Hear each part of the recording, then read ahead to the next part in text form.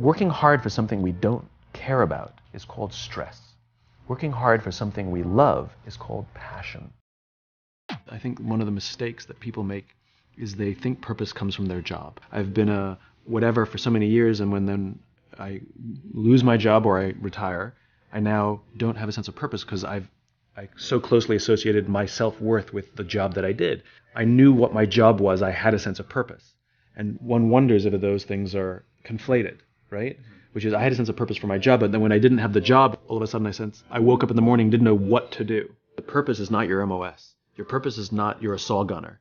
Your purpose is not the job that you wake up to do every day. Your purpose is something bigger. I have 5 little rules that you can follow as you find your spark and bring your spark to life. The first is to go after the things that you want. Let me tell you a story. So a friend of mine and I, we went for a run in Central Park. The Roadrunners organization, on the weekends, they host races. And it's very common at the end of the race, they'll have a sponsor who will give away something, apples or bagels or something. And on this particular day, when we got to the end of the run, there were some free bagels. And they had picnic tables set up, and on one side was a group of volunteers. On the table were boxes of bagels, and on the other side was a long line of runners waiting to get their free bagel. So I said to my friend, let's get a bagel. And he looked at me and said, the line's too long. And I said, free bagel. And he said, I don't want to wait in line. And I was like, free bagel. And he says, it's too long. And that's when I realized that there's 2 ways to see the world. Some people see the thing that they want, and some people see the thing that prevents them from getting the thing that they want. I could only see the bagels. He could only see the line. Because the rule is, you can go after whatever you want. You just cannot deny anyone else to go after whatever they want. You don't have to do it the way everybody else has done it. You can do it your way. You can break the rules. You just can't get in the way of somebody else getting what they want. Rule number 2. In the 18th century, there was something that spread across Europe and eventually made its way to America called puerperal fever, also known as the Black Death of childbed. Basically what was happening is women were giving birth and they would die within 48 hours after giving birth. This Black Death of childbirth was the ravage of Europe, and it got worse and worse and worse over the course of over a century. And these doctors and men of science wanted to study and try and find the reason for this Black Death of childbed, and so they got to work studying, and they would study the corpses of the women who had died. And in the morning they would conduct autopsies, and then in the afternoon they would go and deliver babies and finish their rounds. And it wasn't until somewhere in the mid-1800s that Oliver Wendell Holmes realized that all of these doctors who were conducting autopsies in the morning weren't washing their hands before they delivered babies in the afternoon. And he pointed it out and said, guys, you're the problem. And they ignored him and called him crazy for 30 years, until finally somebody realized that if they simply washed their hands, it would go away. And that's exactly what happened. When they started sterilizing their instruments and washing their hands, the Black Death of childbed disappeared. The lesson here is, sometimes you're the problem. Take accountability for your actions. You can take all the credit in the world for the things that you do right, as long as you also take responsibility for the things you do wrong. It must be a balanced equation. You don't get it one way and not the other. You get to take credit when you also take accountability. Lesson 3, take care of each other. The United States Navy SEALs are perhaps the most elite warriors in the world. And one of the SEALs was asked, who makes it through the selection process? Who is able to become a SEAL? And his answer was, I can't tell you the kind of person that becomes a SEAL. I can't tell you the kind of person that makes it through BUD/S, but I can tell you the kind of people who don't become SEALs.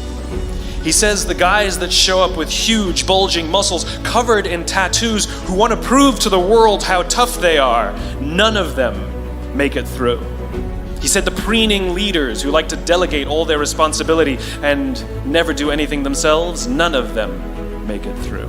He says some of the guys that make it through are skinny and scrawny. He said some of the guys that make it through, you will see them shivering out of fear. He says, however, all the guys that make it through, when they find themselves physically spent, emotionally spent, when they have nothing left to give physically or emotionally, somehow, some way, they are able to find the energy to dig down deep inside themselves, to find the energy to help the guy next to them. They become SEALs, he said. You want to be an elite warrior, it's not about how tough you are, it's not about how smart you are, it's not about how fast you are. If you want to be an elite warrior, you better get really, really good at helping the person to the left of you and helping the person to the right of you. Because that's how people advance in the world. The world is too dangerous and the world is too difficult for you to think that you can do these things alone. If you find your spark, I commend you. Now, who are you going to ask for help, and when are you going to accept help when it's offered? Learn that skill. Learn by practicing helping each other.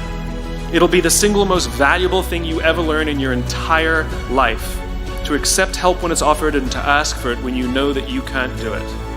The amazing thing is, when you learn to ask for help, you'll discover that there are people all around you who've always wanted to help you. They just didn't think you needed it because you kept pretending that you had everything under control. And the minute you say, I don't know what I'm doing, I'm stuck, I'm scared, I don't think I can do this, you will find that lots of people who love you will rush in and take care of you. But that'll only happen if you learn to take care of them first. Lesson 4.